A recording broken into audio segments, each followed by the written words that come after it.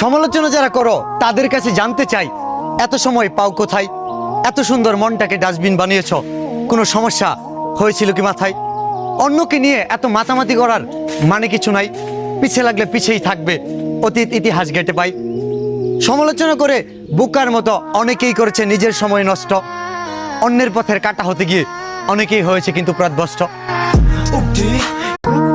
সমালোচনা যারা করো তাদের কাছে জানতে চাই, এত সময় পাও কোথায়?